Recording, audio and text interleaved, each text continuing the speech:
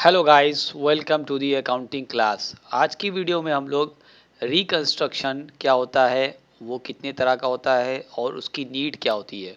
जब हम लोग एमलगमेशन की बात करते हैं तो वहाँ पर तीन टर्म आता है। एक होता है एमलगमेशन, और एक होता है एब्जॉर्प्शन, और एक होता है रिकंस्ट्रक्शन। तो ये रिकंस्ट्रक्शन क्या होता है आज की वीडियो में डिटेल में देखेंगे। तो चलिए शुरू करते हैं video. Need for reconstruction: when a company has been making losses for several years, the financial position does not represent a true and fair view of the state of the affairs of the company. अगर कोई company पिछले कई साल से नुकसान में जा रही है, लॉस में जा रही है, तो फाइनेंशियल पोजीशन उस कंपनी की बहुत सही नहीं होती है और उसको बहुत ट्रूली प्रेजेंट नहीं किया जाता है। In such a company the assets are generally over valued.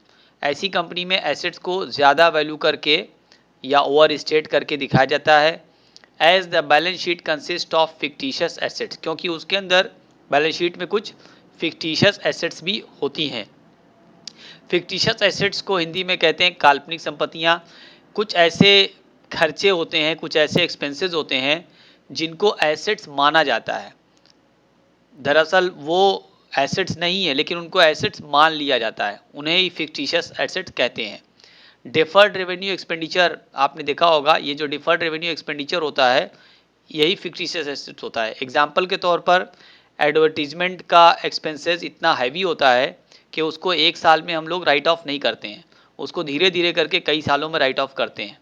तो वो एडवर्टीजमेंट का एक्सपेंडिचर एक फिक्टिशियस एसेट्स का एग्जाम्पल है। उसी तरीके से मिसलेनियस एक्सपेंडिचर या preliminary expenditure, under writing commission, ये सारे आइटम एक्सपेंसेस हैं, लेकिन इनको एसेट्स मान लिया जाता है।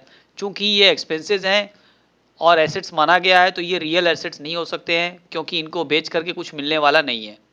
तो एसेट्स की कैटेगरी में अगर फिक्टिशियस एसेट्स लिखा जाए तो इसका मतलब कि एसेट्स को बढ़ा करके दिखाया जा रहा है, ओवर वैल्यूड किया जा रहा है। अनप्रेजेंटेड इनटेंजिबल एसेट्स, कुछ इंटेंजिबल एसेट्स भी उसमें लिखाई जाती हैं जिससे कि एसेट्स की साइड ज़्यादा दिखाई जा रही हो। And debit balance in the profit and loss account showing carry forward of losses. और चूँकि लॉस कई साल से हो रहा होता है तो प्रॉफिट एंड लॉस का डेबिट बैलेंस भी एसेट साइड में दिखाया जाता है।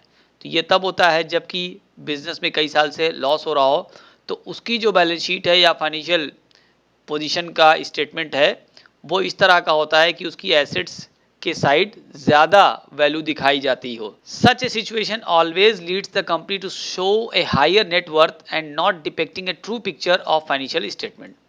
तो हमेशा इस तरह का जो सिचुएशन होती है, इस तरह की सिचुएशन वो ट्रू पिक्चर प्रेजेंट नहीं करती है।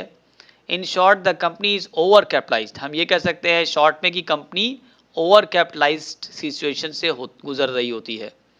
Such situation brings the need for reconstruction और रीऑर्गेनाइजेशन ऑफ द अफेयर्स। तो ऐसी सिचुएशन में कंपनी को या बिजनेस को रिकंस्ट्रक्शन या रीऑर्गेनाइज करने की ज़रूरत पड़ती है। दो तरह का रिकंस्ट्रक्शन होता है। एक होता है इंटरनल रिकंस्ट्रक्शन, जिसे हम लोग कंपनीज एक्ट 2013 के सेक्शंस में देखते हैं, और एक्सटर्नल रिकंस्ट्रक्शन जो कि अकाउंटिंग स्टैंडर्ड 14 में बताया जाता है, जिसके अंदर अकाउंटिंग फॉर अमलगमेशन पढ़ते हैं हम लोग। वहीं पर एक्सटर्नल रिकंस्ट्रक्शन की बात आती है। आप हमारी वीडियो को भी देख सकते हैं, उसके अंदर हमने काफ़ी अच्छे तरीके से डिटेल में तीनों चीज़ का डिफरेंस भी बताया। इसकी पिछली वीडियो में उसमें मैंने बताया है कि अमलगमेशन क्या है, एब्जॉर्प्शन क्या होता है और एक्सटर्नल रिकंस्ट्रक्शन क्या होता है। ये तीनों को टेबुलर फॉर्म में डिफरेंस मैंने बताया है। अब पहला देखते हैं internal reconstruction.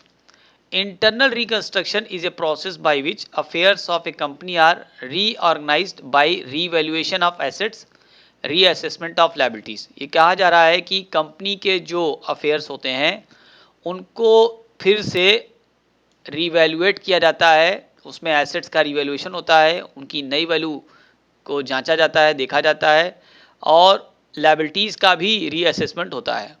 And by writing of the losses already suffered, और वो लॉस जो पहले से दिखाए जा रहे हैं उनको राइट ऑफ किया जाता है। By reducing the paid up value of shares, shares की पेडअप वैल्यू को कम करके, एंड और varying the rights attach to the different classes of shares, या शेयर होल्डर्स के जो राइट्स हैं उनको बदल करके ये सब काम किया जाता है। तो इंटरनल रिकंस्ट्रक्शन का मतलब सीधा सीधा ये हुआ कि एसेट्स का रीवैल्यूएशन होगा, लायबिलिटीज़ का रीअसेसमेंट होगा, पुराने लॉस को राइट ऑफ किया जाएगा, शेयर्स की पेड अप वैल्यू को घटाया जाएगा और शेयर होल्डर्स के राइट में बदलाव लाया जाएगा, चेंज किया जाएगा। तो ये है internal reconstruction. The object of reconstruction is usually to reorganize capital or to compound with creditors so that company can be bailed out from present situation without winding up the existing company। internal reconstruction का purpose होता है कि company की capital को reorganise किया जाए ताकि company इस प्रेजेंट सिचुएशन से बाहर निकल सके। अब एक्सटर्नल रिकंस्ट्रक्शन की बात करेंगे। इसमें क्या होता है, एक नई कंपनी बनाई जाती है। A newly formed company takes over the business of an existing company. Existing company जो कि चल रही है उसमें अगर लॉस हो रहा हो तो उस कंपनी की जगह पर एक दूसरी कंपनी बना दिया जाता है। तो जो दूसरी कंपनी बनती है वो लॉस सफ़र करने वाली कंपनी को रिप्लेस कर लेती है। एग्जाम्पल में जैसा कि मैंने लिखा है, company A is suffering from loss for past 5 years. एक कंपनी है जिसका नाम कंपनी ए है, वो पिछले 5 साल से लॉस फेस कर रही है, लॉस से गुजर रही है। अब क्या होगा, a new company is created to take over the existing company. एक नई कंपनी बना दी जाएगी। मान लेते हैं एक नई कंपनी बना दी गई, कंपनी सी। अब ये सी कंपनी टेक ओवर कर रही है कंपनी ए को। तो ये है एक्सटर्नल रिकंस्ट्रक्शन। ए कंपनी के लॉस में होने की वजह से ए कंपनी का रीऑर्गेनाइजेशन हो रहा है और एक नई कंपनी बना करके सी को बना करके ए को टेक ओवर करा दिया जा रहा है। Whenever an undertaking is being carried on by a company, जब कभी भी एक अंडरटेकिंग किसी दूसरी कंपनी से चलाई जा रही हो, and is in substance transferred not to an outsider but to another company, तो उसका जो इन सब्सटेंस इसको ट्रांसफ़र कर दिया जाए किसी दूसरी कंपनी में, consisting substantially of the same share holder with a view to its being continued by the transferee company. तो दूसरी कंपनी में ट्रांसफ़र कर दिया जाए और इस इरादे के साथ, इस मकसद के साथ कि जो ट्रांसफरी कंपनी है वो कंपनी ही कंटिन्यू करेगी। There is an external reconstruction, तो उसे हम एक्सटर्नल रिकंस्ट्रक्शन कहते हैं। तो कंपनी दूसरी बनेगी लेकिन ऐसा महसूस होगा कि जो कंपनी है वही कंपनी चल रही है। External reconstruction is covered under the category amalgamation in the nature of merger as accounting standard 14। Accounting standard 14 में amalgamation in the nature of merger को बताया गया है। हमने एक वीडियो और बनाई जिसमें हमने बताया है कि amalgamation in the nature of merger क्या होता है। उसको आप यहाँ पे आई बटन में क्लिक करके देख सकते हैं। उम्मीद करते हैं इंटरनल रिकंस्ट्रक्शन और एक्सटर्नल रिकंस्ट्रक्शन आपको समझ में आ गया होगा। अगर आपके कोई सवाल है आप मुझे कमेंट बॉक्स में लिख सकते हैं।